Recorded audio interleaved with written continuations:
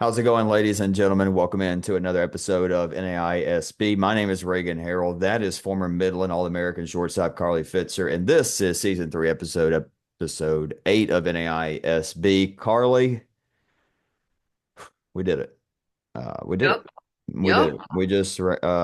That was the most competitive NAIA softball preseason invitational. Was it perfect? Far from. Was it everything we wanted it to be? Yeah, pretty much. From the game aspect, things to clean up on our side. Let's just go ahead and address what needs to be addressed. Live stats. Yeah, that's something that's going to get cleaned up next year. Centralized hub, that's already in the works. Some other things that I've discussed with coaches that I'm going to keep off air at this point that we're going to clean up. And then a live stream. Look, I'm not going to. I will apologize for the live stats to an extent for this go around. I'm gonna chalk that one up to hey, first tournament. We got to have things we're going to clean up, but um, the live stream's not something we really were prepared for financially or staffing wise. However, next year, absolutely. Look, I'm gonna go ahead and call it now. We've got some freaking dogs working for us. I am so proud of this organization. There was another F word I wanted to use there, but I reeled it in. I'm serious, y'all. I'm so proud of this team. I'm so proud of what we're doing and what's about to happen and the opportunities that this tournament is about to allow us to do. Because we've been operating for the last 2.5 years. I mean, out of our own bank account, out of whatever we made from our jobs or whatever, that's how things got done. And we've been crafty and we've had help. I mean, don't get me wrong. I mean, obviously getting, um, Cascade Conference or Oregon Tech or, um, the University of Cumberland or Georgia Gwinnett or whoever it's been, we've gone and done coverage for, obviously has helped us out. But now, the level of coverage that's about to happen this postseason is it's going to blow y'all away, frankly. I mean, we can go ahead and announce some big news that happened today. Carly is coming to the World Series. Um, Yep. she is going to be there Saturday through the end of the tournament. So missed the first 2 days. Mother retiring 30 years Yep. teaching. Congratulations to her. Um, you'll be there. Not only you, but Mimi Maggard, who's been here since the jump with us as on the content side of things. Obviously now an assistant coach at St. Andrews. She's going to be there as well. And financially, we're able to do this because of the tournament and how well it went, the turnout we had. And there's a lot of things that we are very excited about to build on the NAISB Invitational. Like I said, did it meet my standard? No, frankly, no, not competition wise or anything. I mean, that even by my lofty expectations for the teams, they exceeded that.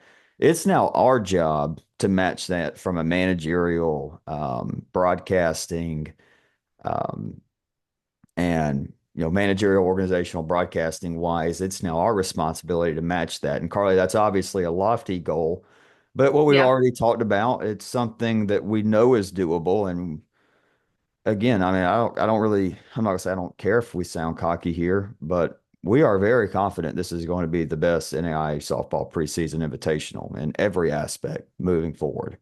And I mean, don't get me wrong, there are phenomenal ones across the country that do a good job displaying our league, but this is premier. We are going to continue to set the standard and be the standard. Now, again, this year we fell short on some of those goals. I'm not saying by any stretch of the imagination we've knocked it out of the ballpark. We had a lot of challenges this weekend. It's revolving weather, revolving scheduling, revolving things that me not having a baseball or softball background certainly hurt. But it's going to get cleaned up, and I'm so excited for it.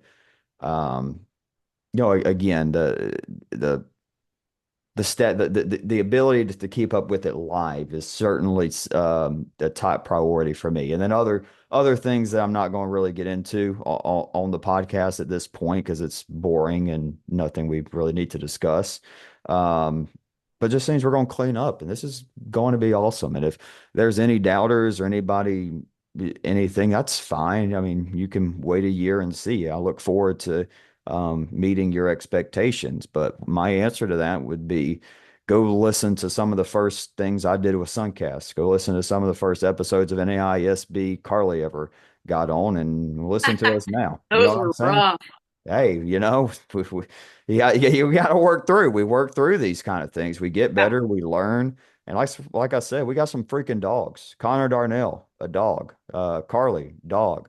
Madison, dog. Mimi, dog. I mean, we got dogs. And on this episode, you're going to meet the newest member, Hope Yep. Quinones, who is a pitcher at Houston Victoria. She's joining Connor as a graphics intern. She is joining along with her coach, Coach Ortiz. That'll be on the back half of the episode, along with the NAIA SB Invitational recap, overall recap of the weekend, a preview of some games this weekend. And a little tease for you here. We're going to do a top 15 power rankings on the next episode. So be sure you tune in to next week's episode. One more thing to mention before we get into the NAISB Invitational recap, Carly. I'm heading out to Space Coast this weekend. Y'all are going to be seeing a lot of content from me on the social medias. Victor Canales, a phenomenal tournament he runs, the Spring Break Invitational, where teams go and spend a week there, or a few days at least, for their um, what's it called, for their spring break. Right. Yeah, there we go. But hey, yeah, as everybody tell, my brain is still trying to get back from this weekend. It was something. But Carly, nobody got to Shawnee, Oklahoma, and left with zero losses. Yep. Everybody picked one up. However, there were some teams with only one loss that certainly stood out to us. So we're going to talk about all 21 teams. That's what we're going to do. We're talking all 21 teams. We have them broken down in certain categories. Our first category, we're going to talk about teams that were the winners. So yeah, you are happy. You won this weekend. You only picked up one loss. I think yeah, everybody on here only picked up one loss. Just phenomenal stuff. Um, who should be happy this weekend? That's the second category we're going to get into. The third category is going to be teams that have work to do. These are teams that probably aren't too happy with how it went. That have expectations for this season. Are ranked teams who will be happy. So teams certainly got better, as all teams did this weekend. But we'll discuss them. And then the fourth one is there's a standard. How do we get there? We'll discuss those teams at the end, as well as we'll have some of the couple of players that stood out to us from each team, and then there's an overview. We're not going to go into a ton of detail. It's going to be a 2.5 hour podcast with the interview and everything. But Carly, let's get into it. The winners. I'll let you start. Tell me about the two big winners from the Cascade Conference because Oregon won the weekend in Shawnee. Absolutely. Really, my most impressive pick was Oregon Tech, coming out 5-1 on the weekend. Their only loss coming to Oklahoma City, just 2-1. Um, and then their wins over Freed Hardman 9-0. Really close game with Midland 2-1. I've seen that one before. Another close win over Grandview 4-3. Same with Baker 4-3. And then they shut out USAO 4-0. Yeah, I gotta say Um, that USAO for nothing win, and one and of the that's most hard to do.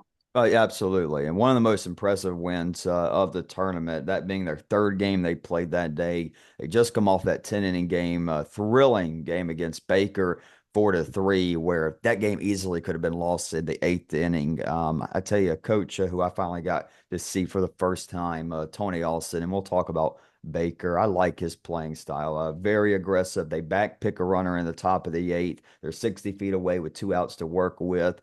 Um, it was it was so fun. I can't remember if it was the seventh or eighth inning, but they tried walking Riley Phillips. They tried to intentionally walk her, and she still swung at it. And then Coach Stewart says pitch to her, and then they pitched to her, and it was a great battle between her and Casey Schmidt. but ultimately Schmidt won.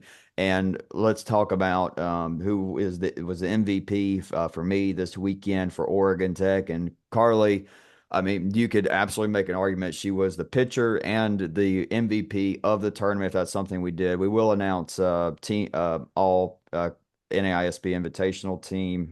We're still waiting on some responses back and everything to do that. We'll do that next episode as well. But Casey Schmidt goes 3-1 on the weekend, 28 strikeouts and 21 and two-thirds innings pitch. Only allows one earned run on the weekend. Looking at how who all she faced against Freed Hardman, complete game.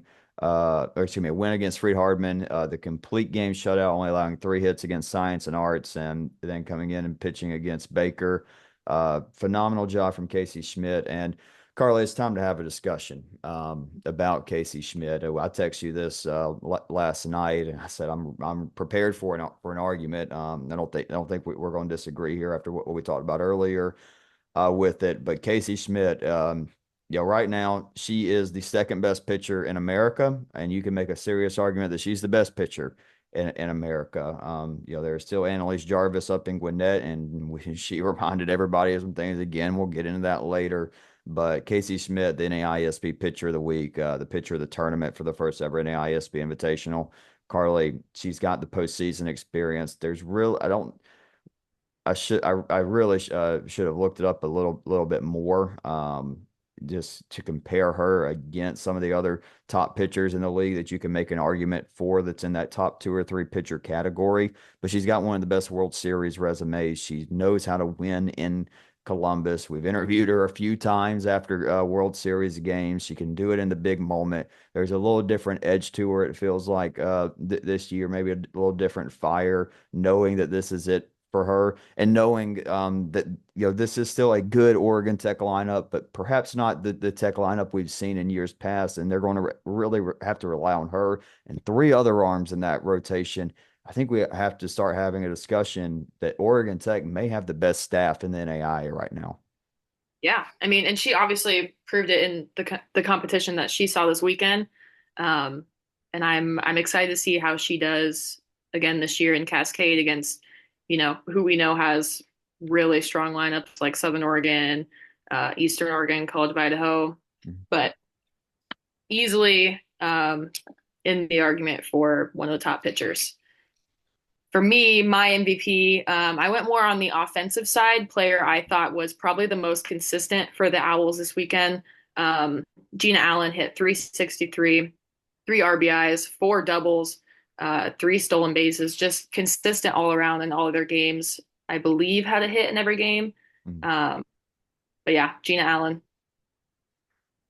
Well, moving on to Southern Oregon again, we can't say on any one team any longer as we still got 20 to go. Southern Oregon, 4-1 on the weekend. They pick up wins against Hope International, Hope International 8-0, in a game where a new face in NAI softball has burst onto the scene. We'll talk about in just a second. They beat Freed Hardman 7-2. They beat Science and Arts 2-0, and then they beat Cumberland's 8-6. That's their first 4 games. And if that was it, or if what happened Sunday morning goes the opposite way, this is the team that would have won the NAISB Invitational. However, they didn't go 5-0. They went 4-1. They lost 6-3 to Campbellsville in a game that I think you don't look through the first 4 games. You pick up wins against 3 top 25 teams, 2 top 5 teams. Like you can't have any argument. But I think some weaknesses could have been popped up there. But I will say this, Carly, this is now 3rd year going into covering Southern Oregon. I've seen them in the World Series. I saw them a lot last year. There's a little different vibe about this Southern Oregon team. There's a new energy about them. This is a fired up team. It's a hungry team after not winning the World Series last year. And Carly, we have an early front runner for NAI Freshman of the Year, and it's time to put the folks on notice. Ayla Davies is a problem. She is going to be an issue in the Cascade Collegiate Conference for years to come. The freshman threw the 5-inning no-hitter against Hope International. She was my tournament MVP for Southern Oregon. preface that a little bit. That was Southern Oregon's MVP for me. She goes 28 innings, 5 earned runs, 30 strikeouts, and only 4 walks. She was certainly up for pitcher of the tournament, and NAIA SB pitcher of the week. Just a little bit better Sunday for Schmidt than Davies. She pitched every game, and that's where I'm like my radar is going up just a little bit for Southern Oregon. Is okay, who's pitching after her? That's certainly that's a fair question. But I'll tell you what, Carly, we talked about this. Is how will teams throw their ace this weekend? I think that was the question we wanted to see most. What I saw from the majority of the coaches, and certainly from Coach Jessica Pistol, they treated it like this is the World Series. You want to, like, if you win, you need to win 5 games, right? In Columbus, you're going to throw your ace. How did Southern Oregon win it last year? Other than or I'm sorry, 2 years ago, how did Southern Oregon win it? Other than having Raleigh Donovan and just unreal power and Yeah. everything in the lineup. And that lineup's a lot different. Their lineup is very slapper heavy, very fast, going to put a lot of pressure. You got to play good defense, or you have zero chance against Southern Oregon this year. Who's the number 2 pitcher? I'm not really sure who's going to step up in that spot for Southern Oregon. But if Ayla Davies, if she's able to put 5 outings together, which we saw her almost do this early in her college career, it's a problem. Yeah. It's a serious problem. And, being able to limit Cumberland's to only 6 runs, that was a phenomenal game. That was certainly one of the top 5 games that I watched this weekend. Um, but yeah, I mean, phenomenal stuff. And Carly, she's tossing to someone pretty solid. Piper Love, you have for your player of the tournament, or I do, yeah. yeah, Um, just she had a monster game against number 3 Cumberland's, 3 for 4, a run, 5 RBIs and a home run, and then 2 for 4 with an RBI and a triple against Campbellsville. Just 2 really good games for Piper Love, and I do have an honorable mention. Faith Moultrie was 9 of 14, scored 6 runs, scoring in each game that they played. Had a couple RBIs, a double, and a stolen base. And she could have easily been my front runner for the MVP for Southern Oregon. got one of the certainly one of the top 3 or 4 hitting performances this weekend. Faith Moultrie, phenomenal stuff from her, who really epitomizes what their philosophy is going to look like offensively this year. But Carly, let's keep the ball rolling. Hope International, another West Coast team, making the travel. They pick up 2 losses, but still a couple of very quality wins for Hope International. And for me, Carly, what I was most impressed by, you come out, you play in some very cold weather on Friday at USAO, which by the way, timeout. Huge thank you to Coach Wallace for allowing us to use those fields Friday. Again, that's one of the things for the most part I'm gonna leave off there, but got to thank her for everything. And if you only knew the half of what the organization and the schedule of this look like, yeah, I'll leave it at that. But Coach Wallace, without her, we would have been in serious trouble Friday. So we're very thankful for her. But Carly, tell us about Hope's weekend. Yeah, 3-2 post Ali Puente era. I don't think you could ask for much more in this type of tournament. They get a win over number 8 Oklahoma City, 8-4. They have a walk off in 8 innings against Mobap, who's been really hot to start the year, 4-3. And then they defeat Columbia College 6-0. Their only losses coming to, as we talked about earlier, Southern Oregon. And then lost a heartbreaker in 9 innings against USAO, 3-4. So, I mean, they're in this It's a what new do we era. call it? Yeah, New era. yeah, yeah. And they're in, I mean, they're in the winners area for us because Yeah. we didn't know what to expect without Ali Puente, and they pick up 2 really good wins and 1 heartbreaking loss. For me, my MVP of the weekend would be Natalie Corrales, 3-run home run versus USAO, which kept them in the game. She had a home run against Oklahoma City, and then was 1 for 2 with an RBI and a double and a walk in their win over Mobap. Hmm. Um, so yeah, very productive weekend for her, consistent. I think it And was a 2-run home run that was in the top of the 7th that tied it up at 2. Excuse for me. USAO. Excuse me. All good. We're thinking about, by the way, something we kind of tossed out in the chat last night was like putting a post like behind the scene looks on what our notes look like. If that's something you'd like to see, comment on the Yeah. YouTube or on Spotify if you're listening on Spotify. It's a cool little feature that they've added this year. And by the way, while you're at it, go ahead and subscribe. Subscribe to the YouTube, subscribe to Spotify, follow us Instagram, Twitter, et cetera, et cetera, and on TikTok. Heck, we're going to talk to Hope Quinones here in a little bit. Who's helped us on the graphics side, but that's not the only new member of NAIA SB. Carly Oliver, along with Yeah. the rest of the Pats, they do a ton of TikToks, a ton of good stuff on social media. They've got a ton of following as is, and they're coming on and they're going to take over and build on the great job that Kayla Mick and Oregon Tech did last year. For me though, I'm gonna go Emma McCraw.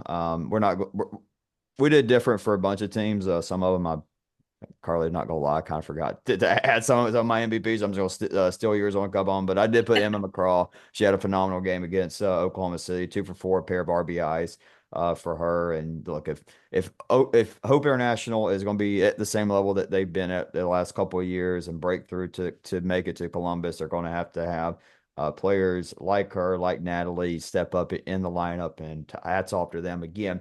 After getting punched in the mouth against Southern Oregon, they come right back and pick up some really quality wins. Moving on, Missouri Baptist, they go 3-1 on the weekend. Again, we're so high on this team, y'all. We can't say it enough. They're going to win their conference. They are going to be a 2 seed in the opening round, and some 1 seed is going to be pissed about getting Missouri Baptist. Just saying it.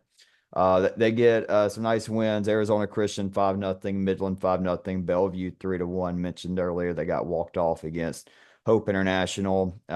Cameron Kessler for Carly and I 4 for 10, 3 RBIs, double, 2 walks, 3 runs. Solid there. Let's pick up the pace. Keep rolling through these a little Uh, bit more. But Northwestern technically undefeated in the NAISB invite, going 2-0. But then they split with USAO. But hey, I'm not wearing my shirt right now. I'm wearing the sick. Check out this, y'all. The NAISB Invitational merch. We have some left over. Show y'all the back real quick. Everything. There we go. I got all the teams and stuff. Hopefully. Ooh, okay. We have things left over. If you want one, hit us up on Instagram or Twitter. We're gonna knock the prices down a little bit on them from what they were. But yeah. Um, Carly, if the polls came out today, what percentage chance does Northwestern have being the number one team? Because it's not mm, zero. no, it's not zero, but for me, they're not all the way up there yet. I mean, yeah, they gave USAO a real big run for their money. I Um, mean, they handled them that first game. I mean, no, they they did, yeah, handled them and that they first lost on game. the walk off in game two. Yep. Um, Yep. Now, look, CMU is not number 7. I know that's a number 7 win, but that's, Central right. Methodist is not the 7th best team. I think I don't know. I think Baker is a top 25 team. I don't know if they're going to be reflected that way in the new ranking. So there is some things, but they're 15-1. Yeah. Um, Gwen Mickelson for both of us. Carly, what a weekend for Gwen. Got to talk with her. Took a picture with her and Coach. I mean, super cool. I mean, just I mean, humble. Yeah. Awesome stuff. Yeah. But yeah, I mean, talk about her weekend. Yeah. So I did dip into some of her USAO stats because she had a really good game two versus them. 2 for 3, 3 RBIs and a double. And then over the weekend hit 416 with 4 RBIs, 3 runs, 2 walks and 2 doubles. I mean, it's nothing new for Gwen. Yeah, her versus Sophie was just an electric Yeah. watch there in game one. Yeah. Um, Anything else on the Red Raiders? Um, no. Okay. Moving on, Campbellsville, our last big winner of the weekend, and it was won on Sunday. Heading into Sunday, 2-1 with a 4-2 win against Columbia, 13-8 win, or sorry, they picked up that 13-8 win against Avila, a 4-2 loss to Bellevue. But the biggest win of the tournament, without a doubt, was Campbellsville beating Southern Oregon 6-3. And it wasn't like a 3-3 and broke. I mean, they were up 6-1. I mean, they chased Davies out of the game, hit a 3-run home run. It was Riley Warner hitting a 3-run home run to give them that 6-1 lead. And talking with Coach Watson, I mean, she was like, I mean, that's a program defining win. That is and it is. I mean, that is you look at what Southern Oregon did this weekend to the USAO, the Cumberlands. I mean, And their program historically. yeah, I mean, this is so quality, and a team that Coach Watson obviously has had a phenomenal career there, but they haven't been at the top in a couple of years. For them to get this win, something that I think certainly makes them a top 25 team when the new polls come out, just massive stuff. Jessie Daniels, phenomenal performance for her, 7 for 13 on the weekend, 5 RBIs and 2 long balls and a pair of doubles to go with it. Yeah, and then Leah Holland in the circle. In some of her appearances, she had 13 innings pitched, picked up 3 wins on the weekend, allowed just 4 earned runs, and struck out 7. So made good with the innings that she did see. Moving on to our next category, who should be happy with the weekend? Certainly teams we could put in this winners category, but you look at all those teams that we just mentioned with the ranked wins and everything. But I think teams that should certainly be happy for the weekend. The first team I'm gonna put in this category was a team that Carly and I talked about. Should we put them in winners or should we put them in should be happy?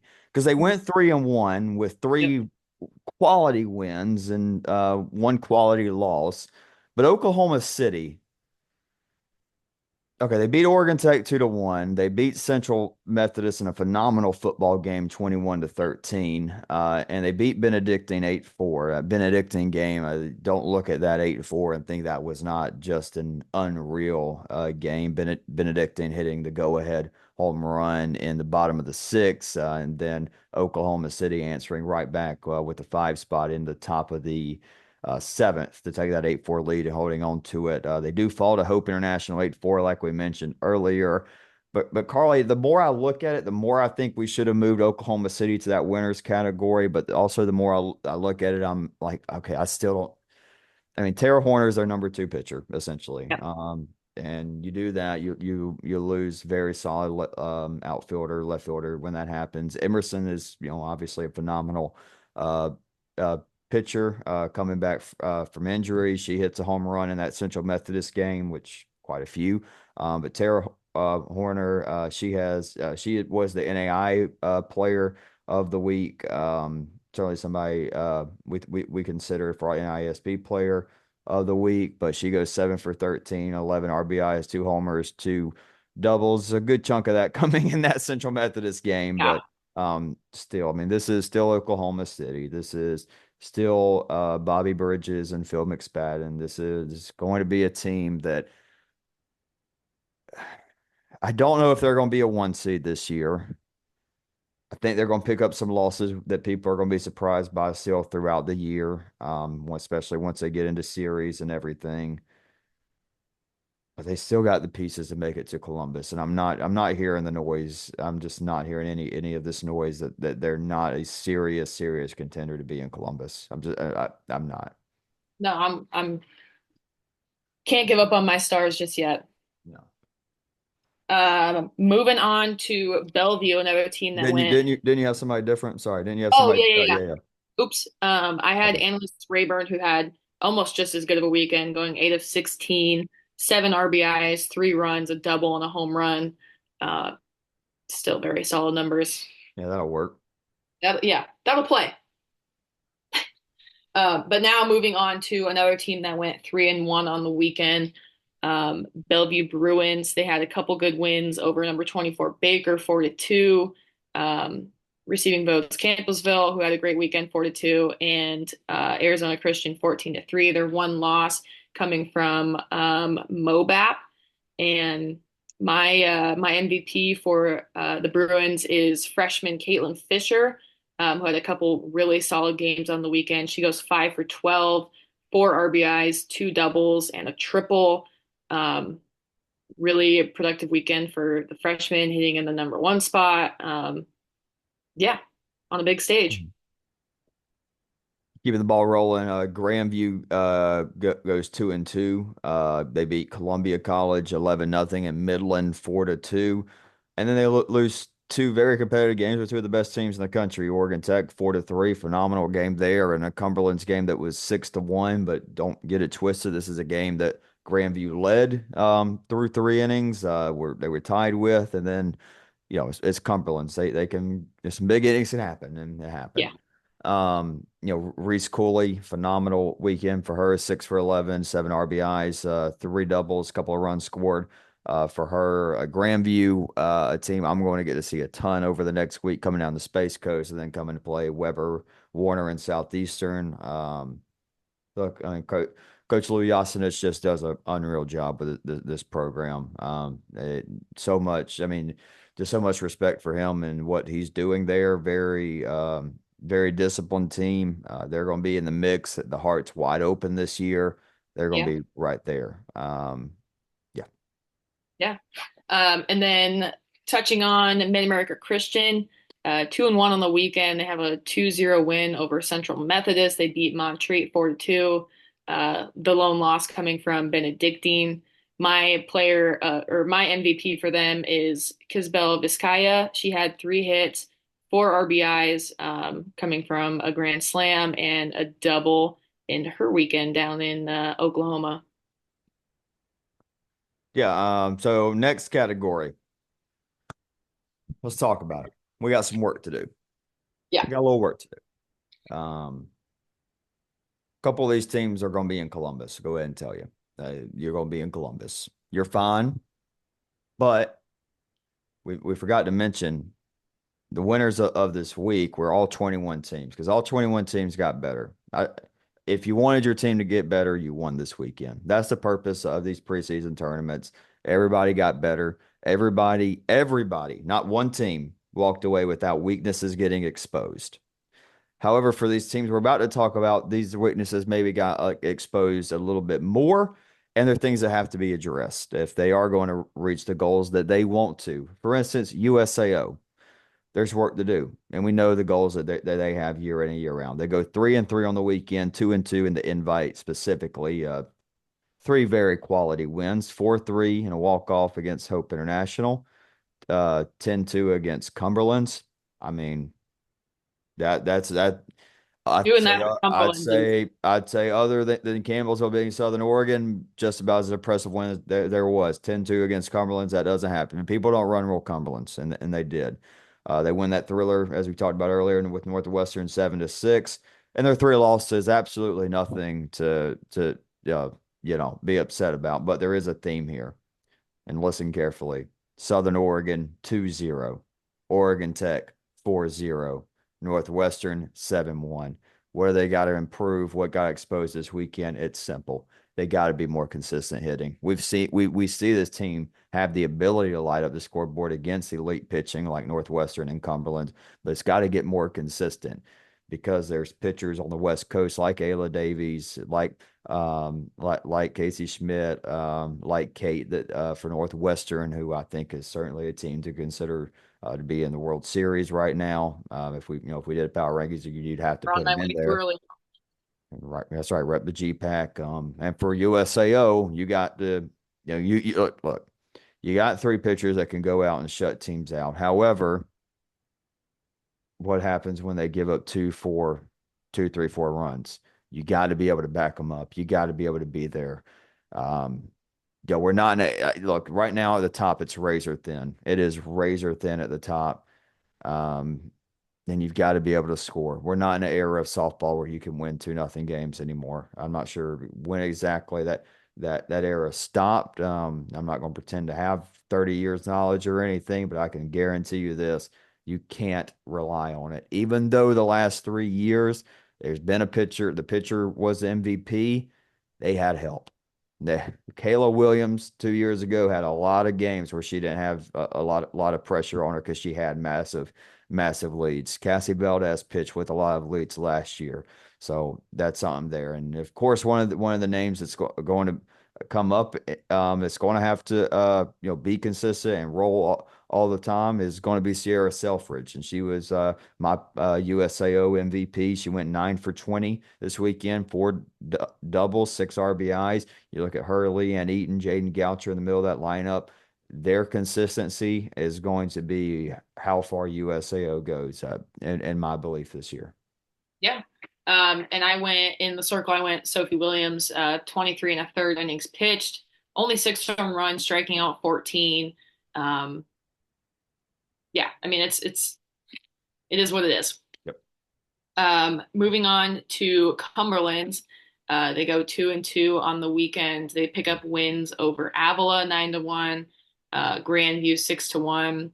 We talked about their loss to USAO, and then real close loss to Southern Oregon 6-8. Nothing really you can be upset about. Yeah, no. For me, walking away from it, number one, when a team has the name Oregon in it, stop having nightmares.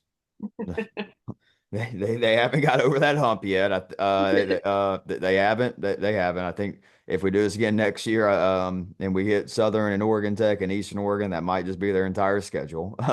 And let them have at it next year. But obviously, some jokes there. But in seriousness, there's some really quality teams from the state of Oregon, and they've got to figure out how to beat them. That was a big Achilles heel for them in the postseason the last couple of years. But that phenomenal game there with Southern Oregon. Another thing, you know, I, I love watching Cumberland's play. They're so fun to watch. I just can't help but think sometimes when I'm watching, it can get a little roller coasty, a little bit, maybe get a little too high and then get a little too low. I'm not, again, that's not something where I'm like, hey, that is boom, that's serious. I mean, that's just something I notice. I'm like, okay, maybe figure out how to ride the wave a little bit better. But I mean, this is still a team we've all seen go down and make comebacks. So I'm not questioning that or their mentality or anything like that. And I could be off on that. I mean, that's just something I'm seeing from them. But I mean, Carly, they're going to be hosting an opening round. Yep. Most likely going to be back in Columbus, and now you have these data points against Science and Arts and Southern Oregon, and possibly Grandview, who could certainly have a chance to be in the mix for a World Series. And don't forget, I mean, Avila. I mean, we've seen them make runs before, but yeah, I mean, and then far as I mean, their MVP, I mean, Carly Oliver, 8 for 12, 5 runs, 9 RBIs, four doubles, two homers, three walks. Monster with that. Yeah, NAIA SB Player of the Week. Whoa, get out of my Oh, head. easy, co-host. Whoa. Oh. But yeah, NAISV Player of the Week. Yeah, okay. Moving on though, Central Methodist. Yeah. 2-3, 2-3 at the Invitational. They beat Bellevue 3-2, Avila 11-0. They lose to MacU 2-0, lose to Northwestern 4-1, lose to Oklahoma City 21-13. I mean, look, we knew what it was going to kind of be coming in. I mean, this isn't much of a surprise. What's the pitching situation going to look like this year? If they're going to win games, they're going to have to outscore them a lot. At least when they start playing top competition, they're going to play in the heart. That's going to be what they have to do. And is that something they can do? Absolutely. No doubt they can do it. They're obviously going to be taking a hit whenever the preseason polls come out, most likely. I don't think it's going to be as big of a hit as a lot of people may think. I think they're still going to be in the top 15 when those new polls come out. But again, we have a couple of weeks on that, and they have some opportunities to stay in the top 10. They're also going to have some opportunities to drop further than that. But it's going to be names like Casey Jolly, Liz Palumbo, who also had a big weekend, but Casey Jolly, 6 for 14 at the plate, 3 RBIs, double, triple, home run, very solid weekend for Jolly. They're going to be able to score runs. It's just going to be, can they figure out, can the pitching work itself out? Can they get what they need out of the pitching? Yeah. Um, Moving on So, to uh, Benedictine, another member of the Hart Conference, 2-2 on the weekend. Pick up wins over MacU, 15-4, Montreat 1-0. Their two losses coming 4-8 to Midland and Oklahoma City. I mean, two solid teams that they played there, and yeah. then And we my talked MVP about, of the weekend. What's that? no, I was gonna say we talked about that Oklahoma City game. I mean, right there, you have Yeah, the lead. You're three they were outs there. away. I mean, hey, they're 3 outs away, and Benedictine's in the winners category. You know what I'm Yeah, saying? yeah, yeah. I mean, it's just the way the ball bounces. Yep. But my MVP would be Rhiannon Martin. Recorded a hit in each game, 3 RBIs, a home run, scored a run herself, and a couple walks for her on the weekend. Um, and yeah, and just to reiterate what you said, I mean, that one game could have changed where we had them in our list. Yeah. You know, I think for Benedictine, just get more consistent through the lineup. They've got a good staff. They're going to be fine. The Heart's wide open this year. I mean, it's a 4 or 5 It team really is. race. It's going to be really fun, especially when we get a little bit deeper into our partnership with the Heart of America as conference play comes up. I'm really looking forward to start picking those games of the week out of the Heart of America and being there for the conference tournament, which we haven't shored up conference tournament details yet. I do know for 100% fact one of the conferences will be doing coverage. It's the Heart of America. Set in stone. Whether Carly or I are there, we're not 100% sure yet. Um, Mimi could be an option potentially. Madison White could be an option potentially.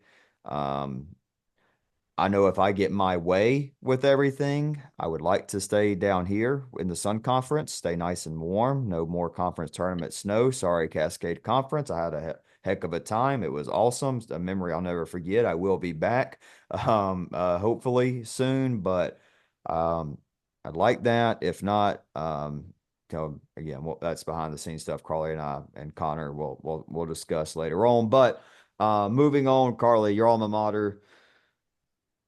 Not the best weekend. No. Um, they pick up a good win over Benedictine 8-4. Mm, Um, Lose a heartbreaker 2-1 to Oregon Tech. mm, Um, and then I mean Grandview got their revenge from a couple weeks ago. They lose that one 2-4, and then Mobap shuts them out 5-0. Um, yeah, I think we put them in the right area, and there's lots to improve on. mm. Um, yeah,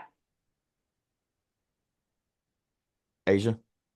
Yeah, Asia, for me is my MVP, 3 for 3 versus Benedictine, couple RBIs, two doubles, and then had a pinch hit RBI double versus Grandview. But other than that, I mean, that was probably the most consistency I saw from someone in their lineup over the weekend. But yeah, Yep. Moving on, going back to the Heart of America. I tell you, I was really impressed with Baker. Like I said, I really enjoyed watching Tony Austin's play style. It was aggressive. I wouldn't say like borderline reckless or anything, but man, it was aggressive. But they go 2-3 on the weekend. A couple nice wins: 2-0 versus Freed Hardeman, 9-1 against Columbia, and then three close losses: Northwestern 4-6, Oregon Tech 4-3, and my personal game of the tournament. We talked a little bit about that earlier, and then they lose to Bellevue 4-2. Rachel Peterson 8 for 16, 4 runs, 2 RBIs, two triples, a home run, 4 walks. Riley Phillips, a really solid weekend as well for her. Yeah, Carly, next category. Look, these are the teams that I want to say you were coming in playing with house money. That's not fair at all to say, but you came in, you had some chances for some big upsets, some really quality wins, and most importantly, a lot of these teams got to see the top teams in the country, and they answered this question, or started to answer this question in this category is there's the standard. How do we get there? Starting off, Avila, 1-3 on the weekend. They win their first one against Montreat 8-3. Then they lose to three quality opponents. They get run ruled by Cumberland's 9-1. They lose to Campbellsville 13-8. And then they lose to Central Methodist 11-0. They got to get more consistent with hitting in the lineup. Figure out some things pitching wise. I think the KCAC is tough this year. Obviously we're high on Evangel. I think they are undoubtedly the team to beat at this point, but we've seen Avila and Coach Charlie Kennedy be able to put together things in the postseason, so can't count them out. Yeah. And then moving on to Arizona Christian, they go 1-2 on the weekend. They pick up a win over Montreat 9-8. Mobap, they lose 0-5. Bellevue 3-14. The question we're kind of walking away with this weekend is, can they hit the elite pitching? Yeah. Yeah, we saw against some pitching, they can certainly put runs on the board. They can compete. They've got some bats, but when that pitching takes the next level, then what? Can Arizona Christian make that? I think they've got some solid pitchers. Coach Maben does a phenomenal job there. Usually have good pitching. And yeah, I think that thing's continued. But like you said, Carly, what happens when that pitching on the other side of the field takes a step forward? Yeah. Someone at the plate that did catch my eye was Dana Herrera. 4 RBIs for her on the weekend, a home run and a double. But yeah, other than that, just got to figure out, what those bats are going to do against elite pitching. Yeah, and that 9-8 win against Arizona or against Montreat, phenomenal. They were down 8-4 in that game, put up the 5 spot and hold them in the bottom of the seventh. Speaking of Montreat, they go 0-4 on the weekend, 9-8 against Arizona Christian, 8-3 against Avila, 1-0 versus Benedictine, and 4-2 against Mid-American Christian. And look, there's 2 1-run games in there. Avila was a closest game. Avila pulled away later, and then Mid-American Christian Grand Slam. So they're right there. Montreat's right there. Still a team I say is the dark horse in the AAC.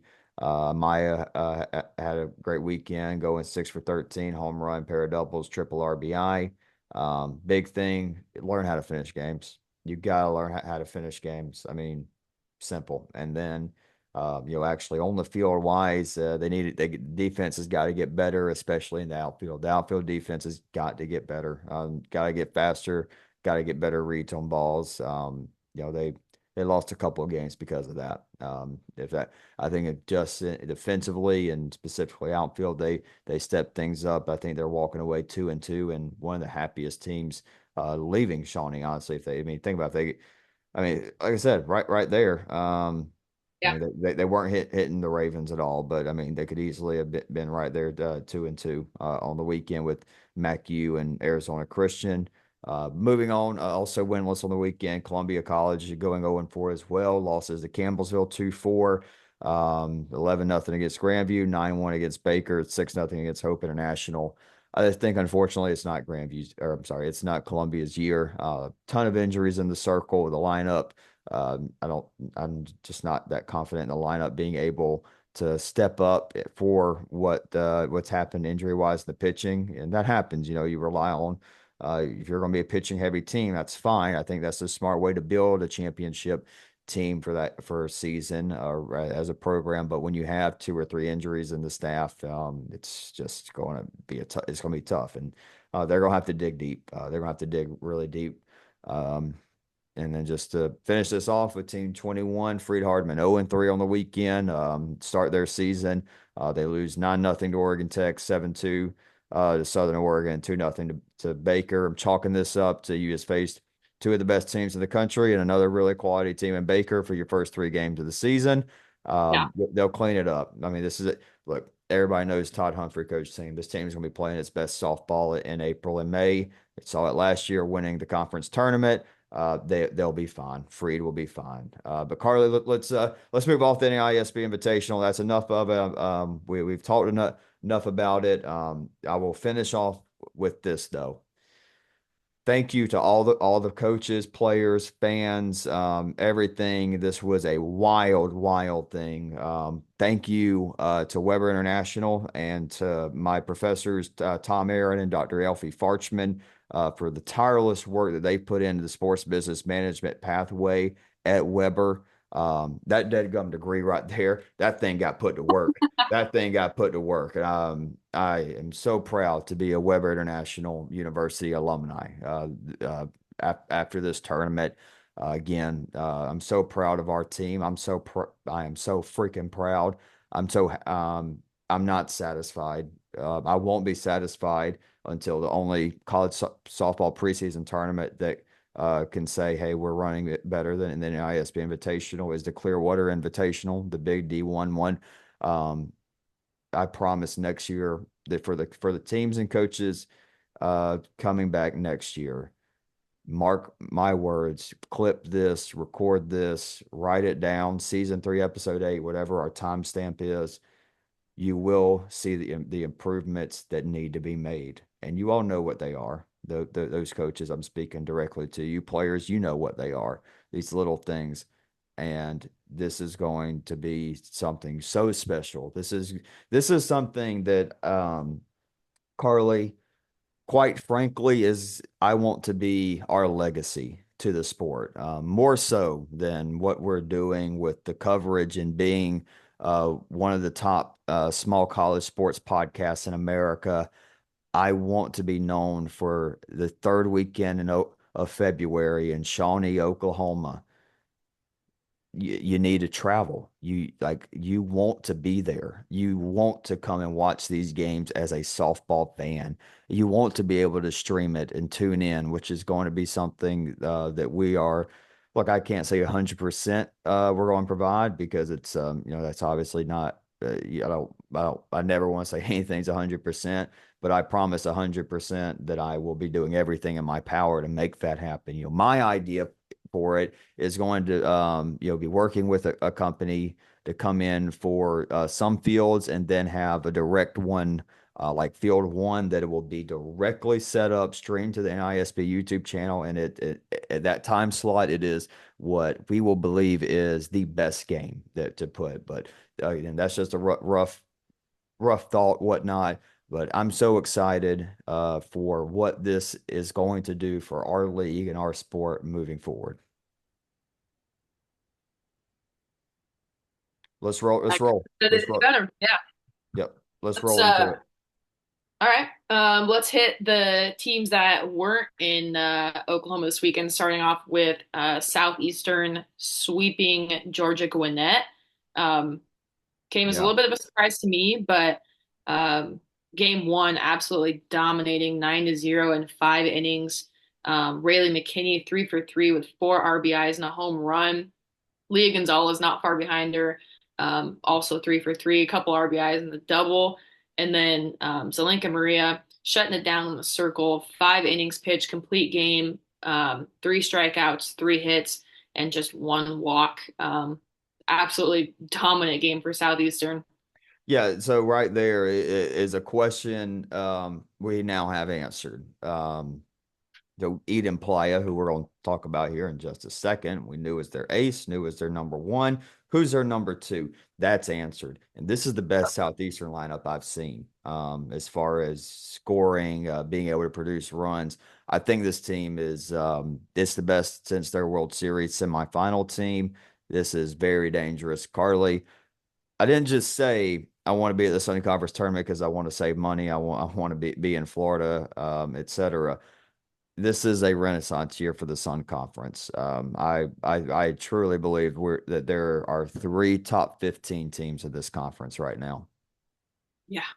Yeah. Yeah. And you look at game 2. I mean, a 1-0 game with 2 phenomenal pitchers and 8 innings. Carly, is there a more Reagan Harrell softball game than that? I think not. No. Miss Jarvis meet Miss Playa. Annalise Jarvis and Eden Playa put on a chef's kiss masterpiece of a game. Jarvis goes 8 innings, 5 strikeouts, no earned runs, only gives up 2 hits. Playa, 8 innings, 7 strikeouts, 0 earned runs, 4 hits. Maria Zelenka scored Chloe Baker on a sac fly in the eighth. Beautiful. I mean, just what a game. That's my kind of game. Hey, don't get me wrong. I'll take a 10-9 game any day of the week, but y'all know me. Y'all know how much I love the pitching. Playa, sophomore, it's going to be a name that is, I mean, we got to start talking about her starting to creep in top 10 pitchers in the country. I don't Yeah, think creeping in. I think she may be pretty well nestled in, maybe around a 7 or 8 spot when we start looking at it. That's not something I want to do right now because I'll leave somebody off the top of my head. But um, yeah, I mean she's right up there. Again, I think that there's a three-headed monster of NAI pitchers you can't mess with right now. Jarvis, Williams, Schmidt. Uh, but she just went toe to toe with who, we both, agrees the number one pitcher in NAI softball, and she came out with a win next to her name, and yeah, Jarvis came out with a loss next to her name, and yeah. I mean, just impressive stuff from Playa and Coach Watkins. I saw that, and that that Sun Conference pride started flaring up again. I'm like, uh-oh. Don't make me get my Suncast flag and start hanging it out for these NAISB episodes. But great stuff there for the Southeastern Fire. Southern State started conference play, and two of the big dogs went at it. William Carey and Mobile. What a phenomenal doubleheader there. 2 1-run games. William Carey wins the first one, 4-3 in 9 innings. Mobile led after 6 shutout innings, having 9 strikeouts from Harrell. And then Cross singled. Ram Era would tie it in the seventh. Lily Robertson would give the Crusaders the lead. Some small ball would tie it up at the seventh. Liz Cross, she went 2 for 5 with a couple of RBIs and the game-winning RBI single in the top of the ninth to give them that 4-3 win against Mobile. But Carly, another 1-0 game would give the Rams the split. Yeah, they score early in the first inning. Gracie Mitchell is 2 for 3, scored off a Lucy Spisto knock. And I mean, they would hold on to that 1-0 lead for the rest of the game. It was all Riley Smith needed was that one run in the start. Complete game, 6 strikeouts, just 2 walks, and very solid defensive game for the Rams as well. Something that popped up on our radar as well. At first, I saw Jessup's logo, and I'm like, oh my God, they still haven't gotten this fixed, but not so fast. How about the Simpson Redhawks getting an 8-6 wins against the NAI runner-up from last year, now in Division Two? Simpson's I'm sorry, Nicolena There you go. Holland goes 4 for 5, 3 RBIs and a double. Brianna Lopez Cortez goes 3 for 4, 5 RBIs, a pair of home runs. Very impressive stuff there. And then just happening yesterday, Carly, that we had pop up, and I'm glad we added after getting swept against Southeastern. Very nice bounce back for Georgia Gwinnett against their in-state rivals in Reinhardt. Yeah. Like you said, very solid bounce back. They win game one, 3-0. Sophie Sis, 2 RBI double in the third. And that would be pretty much all they needed. Jarvis, another great game on her end. Um, Let me take that back. Phenomenal game on her end. 7 innings pitched, 17 strikeouts, giving up just 3 hits and no walks for Jarvis. Um, Absolutely crazy numbers by her. And then Georgia Gwinnett would win game two, 7-2. They had a 6-run, 6th inning. Lindsay Owen was 2 for 4 with 2 runs, a triple, and a stolen base. And a Lackey, 3 for 3 with a run and a triple. Isabel Teams goes 3 2/3 with just 2 earned runs off of 5 hits. And then Kaylin James would get the win in the circle, going 2 1/3, 2 hits, 4 strikeouts. And then our friend Annalise Jarvis would come in and finish the job for the Grizzlies. All right, Carly, go ahead and go through all the games real quick that we've got circled Thursday, Friday, and Saturday. Not a crazy slate like we had this past weekend, but still some really solid games. While I get Marsh set up for his Marsh's matchup, his pick, and folks, he's 3-0. He picked Southern Oregon to Yes. beat US, Yes. USAO, so he is 3-0, and he's hot. He's red hot. He's beating the left hand, right hand allegation. So I mean, it's free game. Get set up. May have to stall for a second. I go get him and get a treat real quick. Okay. So kicking off Thursday, we got Coastal Georgia taking on Grandview down in the Space Coast. That game time is to be announced. Johnson and Kaiser at Space Coast as well. They're playing at 2:30 Eastern time. And then Montreat and Reinhardt, they will have a double header that will begin at 3 p.m. Eastern time. I am going to skip over Marsh's pick on Friday. I will let Marsh reveal to you what his pick of the weekend is and who he has his treats on. And then Friday, Eastern Oregon and Oregon Tech kicking off some Cascade play. They will play at 3 p.m. Pacific time. Yeah. Moving on to Saturday, Rio Grande versus Cumberlands. They have a noon Eastern kickoff for their doubleheader. Olu and Houston Victoria doubleheader at 1 p.m. Central. And then Eastern Oregon and Oregon Tech will start their doubleheader at 11 a.m. Pacific time as well. And then our lone game on the slate for us Sunday is Middle Georgia taking on Reinhardt at 3 p.m. Eastern.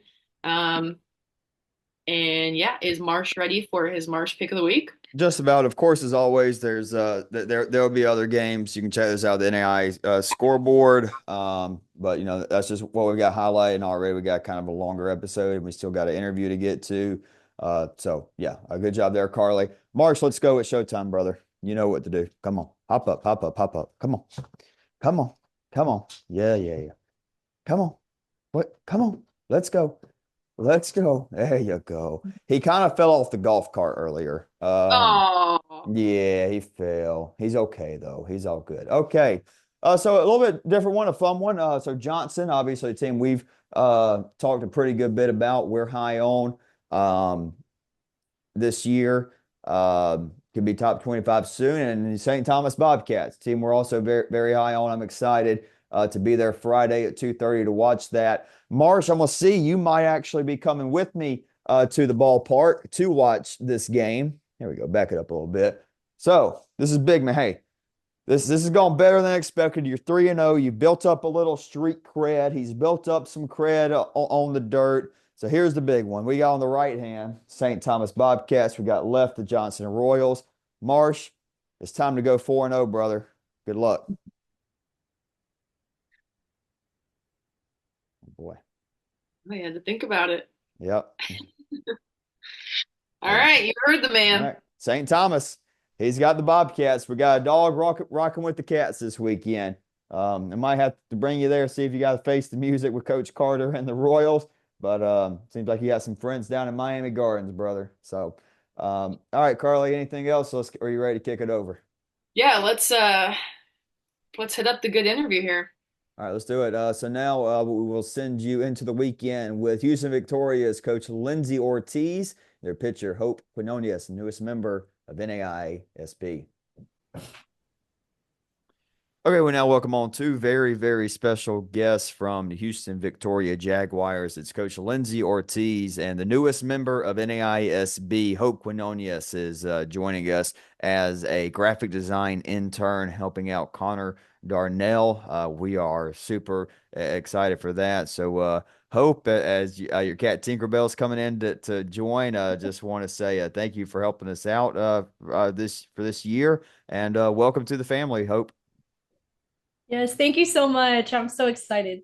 Yeah, I mean, Carly, their win graphic was something that caught our eye early on, and it was pretty quick after that. We got a message from y'all's SID, and now here we are. So, Coach, first question to you: tell us about Hope. I mean, what has she done for your program, and what can we expect from her as the newest member of NAISB?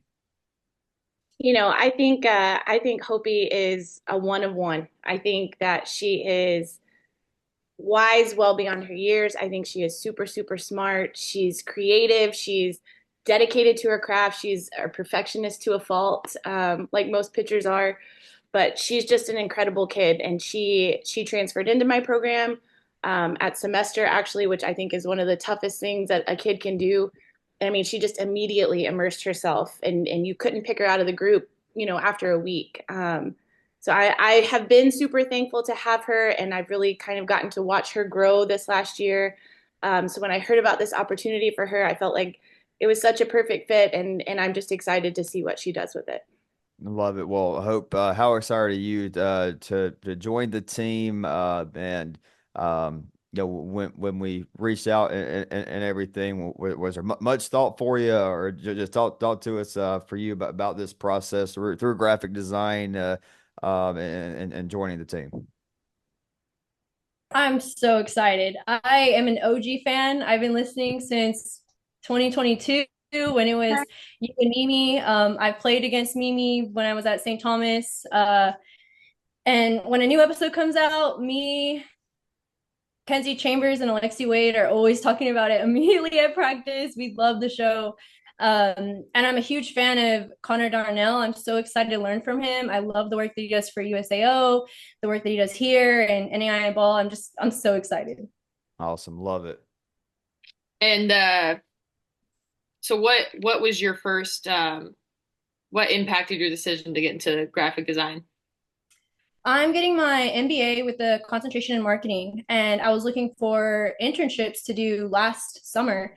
And so a lot of them required experience with Photoshop. So I asked our SID, Sam Fowler, if he had any experience with Photoshop, if that's what he uses for our graphics, and let him know that I was looking at internships, and that's why I was asking. And he offered me the opportunity to start interning with our athletics department the next year, which is this year. So that's what influenced me to kind of get into it.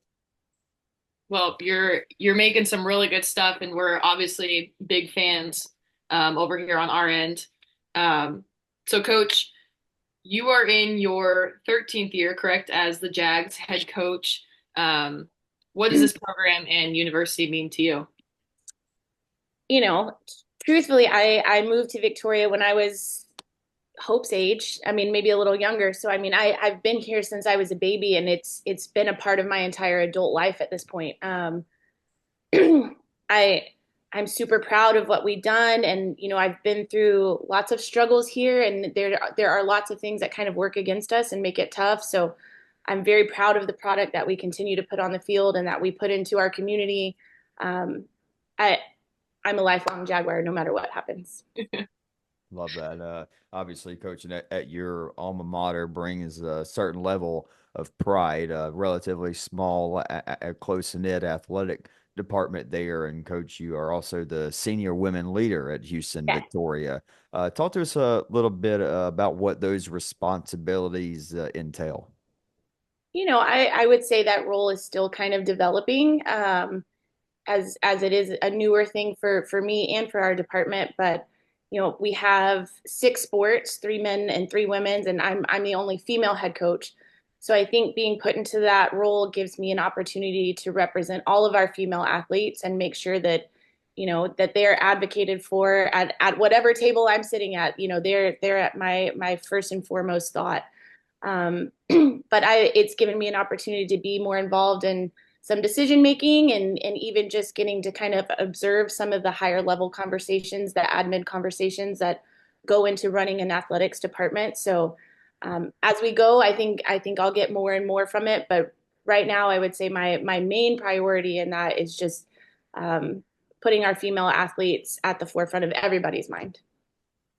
Love it. Awesome. And Carly, as a, obviously a former female student athlete, that's got to mean a lot to you to have, someone like that at universities across the NAI. Yeah, and especially just with women's sports growing overall and just having someone on your side to vouch for you and speak for you. I mean, it makes you feel a lot better as an athlete and a female athlete. So thank you. Um, But Happy to. yeah. Well, Hope, let's talk a little bit about this year's team. Y'all have rattled off some nice wins, massive games coming up this weekend against Our Lady of the Lake.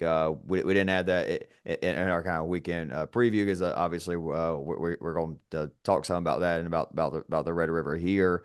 But Hope, just talk to us about this team's mentality this year and heading into what is ultimately one of the biggest series of the year for y'all. Um, we have a very we before me mentality. I think we're really starting to hit our stride here. We're super excited for these games. We're super excited to play at Gulf Shores. We're going to face some really good competition there. We just want to grow together. There's on our off days, we have position players that will catch for pitchers to let them get some work in where they're not really getting anything out of that, but they're helping us. And we'll pitch to some batters if they want to see some more inside pitches, let's say, like we'll go and pitch to them to kind of help them get better. And we're just really excited for the season. We have a great group of girls. We just want to grow together and just go as far as we can. Love it. And And no, you're good. just want to ask Coach this. So Bill, obviously last year the Red River reached new heights with Our Lady of the Lake winning the World Series. Phenomenal for your conference. How excited are you for the first time since then to get out on the field against Coach Bruce Lennington this weekend? What's going to be some really fun games out of the Red River? I mean, that's always a competitive series for us. We love playing Olu. I don't want to speak for them, but I feel like they love playing us too. Um, Two teams that are going to go in and fight hard. And the last time we played, we went 9 innings, and it ended in heartbreak for me and my kids. But I'm thrilled to see Bruce. He puts together such a great product, and it was such a big deal to the Red River to have that national championship trophy come home, and to know truthfully that we were competing on that level towards the end of the season. So I think this will be a great test for us, kind of a measuring stick to see where we're at. But I mean, truthfully, it is just a fun matchup, and it's going to be 10 kids on each lineup going hard, and their dugouts going just as hard at it. So I'm thrilled. I can't wait. And Hope, kind of on the outside side of softball, what are some of your favorite aspects about Houston Victoria and the school and just the city around it? We have a beautiful campus. It's super modern, really nice. We have a Chick-fil-A and a Starbucks, which is pretty cool. Wow. But I think the biggest thing is that we're so well supported at our university. When we have games, there's always faculty and staff there to cheer us on, and we're a Jaguar family. And that's something that I haven't experienced at previous schools that I've been to, where if you look at the stands, we have like so many people from the community as well as from our university there cheering us on. And so, Coach, you were once someone who wore the Jaguar uniform. How has this program changed since you've taken over, and what are some things that you've carried on or continued from your playing days? My head coach was Carrie Lambeth. She started the program here. I was here the first 2 years that we had softball. And I mean, we were successful right away. She put together a great program very quickly. So I like to think that I was able to kind of carry that torch. I think we still have a very successful program that competes on a national level. Um, I don't know so much program wise, but I can tell you the campus has changed significantly since I was here. When I was in attendance, it was an upper division school. So it was junior, senior only. We were about 90% online. So it was basically the softball and baseball kids. We were the only ones on campus. Since then, we've added sports. It was a 2 building campus at the time. I think we're up to 8 now. We do have Chick-fil-A, we do have Starbucks. So in reality, that's been a big recruiting tool for us because that matters. A campus matters, and what you can present to these kids, it matters. So it's great for me to hear that Hope thinks it's a beautiful campus, and it was somewhere that she wanted to be. So I would say that's been the biggest change, is just our growth in a pretty short amount of time. Yeah. I mean, having God's Chicken there on campus is certainly a great recruiting tool. Amen. Coach, something I'd like for you to elaborate a little bit more on. You mentioned the coach you played for starting not organization, but the team on campus there, and a little bit different role than even a lot of coaches just starting out are. I mean, you got to recruit at a junior, senior level, which could certainly have advantages, but definitely has disadvantages too. And you mentioned success right away. That's very impressive. What were the key impacts? And I apologize. What was your coach's name again? Carrie Lambeth. Carrie Lambert, correct? Lambeth, yes, Lambeth. Okay. Tell us about pretty much answer that question. Like, how was she able to have that success early on? I think she did a phenomenal job recruiting. We did come in as junior college transfers, so in a way that was advantageous because we had the experience and the maturity. A lot of us kind of knew each other. She recruited from a little bit of a hub out, the Alvins, the Galvestons, the San Jacks. So we kind of came in with a little bit of camaraderie to start. But I just think she set a very high standard and was not going to be satisfied with we're a new program. We're going to take like it. She expected success from the start, and I think that we just kind of emulated that and expected success too, and we're able to come in. We actually beat Oklahoma City at Gulf Shores my first year, and like I have so much love for Phil McSpadden and what he's done at Oklahoma City, and probably at the time didn't realize what a big deal that was. They were coming off a national championship, so that kind of set the tone for who we were and what we were there to do. So. I mean, kudos to her. I can't imagine having started something from scratch like she did, and she did a great job. Coach, what's some advice that either she gave you or somebody else when you were a player, perhaps before you got there to Houston, Victoria, that it's carried with you over the years and you still use as a pillar for the culture there for Jaguar softball? I did put some thought into this, but I have been blessed enough to go to the NFCA convention since I was a very young coach, and was able to attend some of the mentoring sessions, especially when I was younger. My daughter just got home. She says hi. Hello. But specifically, I remember having a conversation at one of those mentoring sessions, and the messaging was that you have got to be yourself when you're in a coaching role. You cannot try to be a version of someone else. And I think as a young coach, that resonated with me because Coach Lambeth, as great as she and I are just very different personalities. And I think I was trying to be a version of her. And kids can tell when you're not being authentic. Kids can read when you're not, being true to yourself. And I am who I am. And I think there's a ton of ways to be a great coach, but I'm going to coach you out of love, and I'm going to set high expectations because you respect me and I respect you.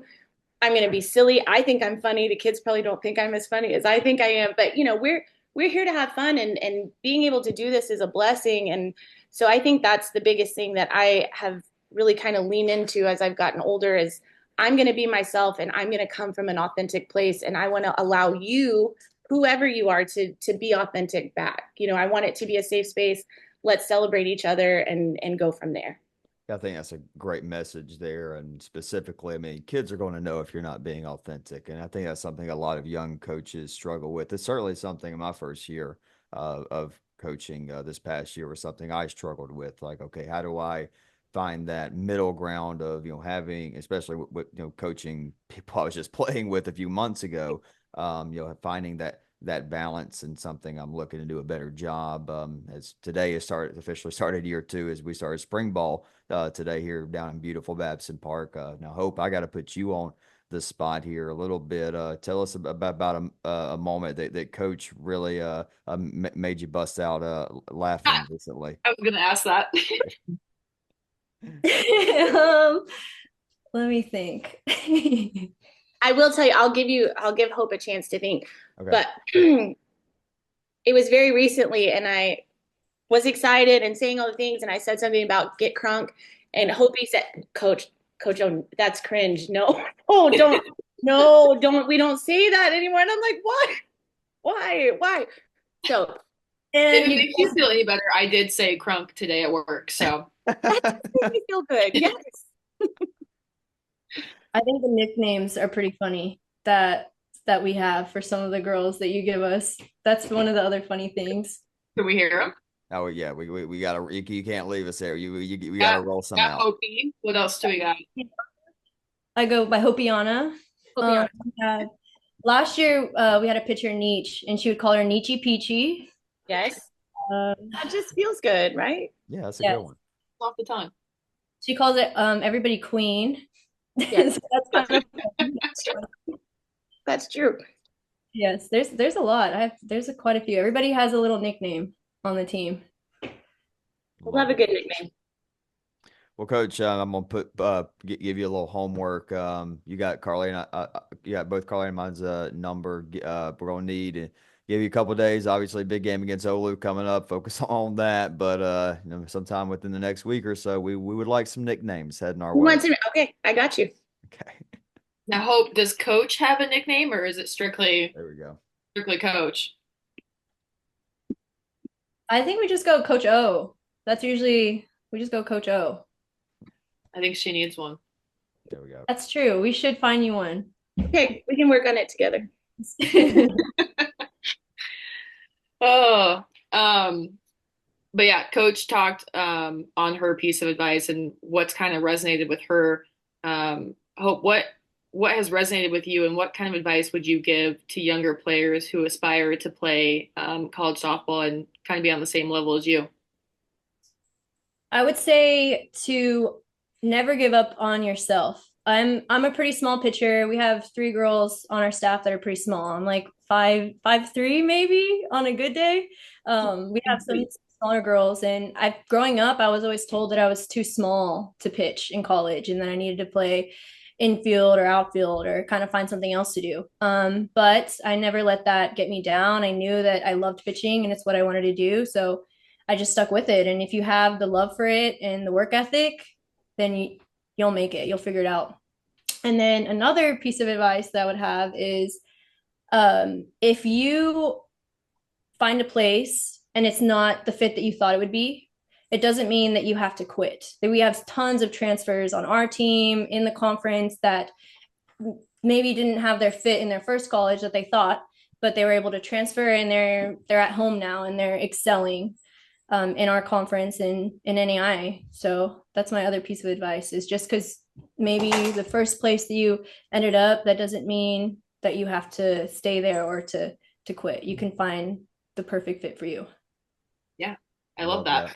Yeah, and Hope, just looking ahead, senior year or technically grad year, they're at Houston, Victoria. What goals do you have set for your remaining time there as a Jaguar, and what are you looking to, just I'll word this. What are you looking to leave legacy wise there as you're wrapping up your college softball career? We want a ring. That's our big thing. In the beginning of season, we sat down and we talked about our goals, and that was a really big one. We want a ring. We only have 2 girls left from our World Series run, and last year we got cut a little short. It was heartbreaking, and we want more. We want to really compete this year and win, whether it be conference outright or conference tournament, and we want to go far. Heck yeah, I mean, straight. Hey, Carly, that's as straight and to the point as you can get right there. I mean, End season, baby. Mm-hmm. So fun question that we always do. And since you are a longtime fan, I'm sure you know what's coming.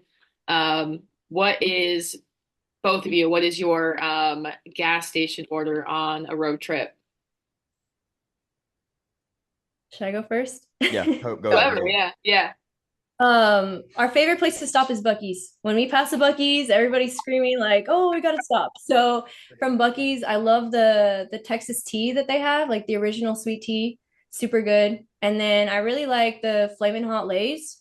If I'm feeling something salty, something sweet, maybe the sour Skittles. Let's get the Buc-ee's link. Sponsor us, Buc-ee's. We're looking for the sponsorship. We're Reagan middle on knows. sponsorship. Let's Reagan roll. knows that I am dying to go to my first ever Buc-ee's. Never? Never been. You have to come visit us and you can stop on the way. No, I know. I want to go so bad. My stepdad travels a lot and he goes there a lot, and every time he goes, he sends a picture, and I just want to experience it just once. Pretty Uh, magical. I'm gonna second Hopi. I'm going for the sweet tea. But probably jalapeno chips for me. Ooh. Mm-hmm. yeah. I like Like the spicy and the sweet. I've been on a jalapeno kettle cook kick. yes. I'm on the backside of it, not as much, but I've been picking up a pretty good bit of the like it's like a dill jalapeno chip that we have in our student union. Yeah, they're really Okay. good kettle cooked. Completely blanking on the brand, no free ads anyways. But I am really a fan of them. But hey, Hope, we are so excited to see the work you're going to do. Connor there's nobody happier than Connor Darnell, Yeah. because as I'm sure a lot of people could guess, I can get kind of sporadic, and I'm like, hey, how about this graphic? I want to post it in 24 hours. Here you go. Well, So needless to say, we needed to get some help there on that end. Hope really excited for that. Coach, excited to see your program this weekend against Our Lady of the Lake. Again, it's going to be a phenomenal. It always is a phenomenal Red River game. We're getting to see it early in the season. And other than that, I don't think we have any more questions or anything. Coach Hope, Coach or Hope, anything that y'all would like to say to wrap this up and send the folks into the weekend? Hopi. Yes. Go Jags. Go And Jets. thank you guys for having us on. And I think this platform is so cool. I obviously love NAIA softball, so I think you guys are awesome and really appreciate the opportunity. Awesome. Well, thank and y'all thank so. you guys for taking your time out of your off day. I know it's an off day and you plenty of other things you want to do, but thank you for taking your time. Absolutely. Well, thank y'all so much, everybody listening. Thank you for tuning into another episode. No, obviously, we only did the one episode this week, so this one a little bit longer.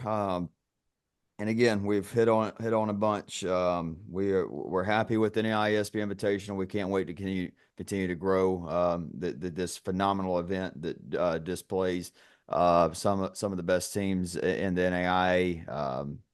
Just wanted to say again, thank you all.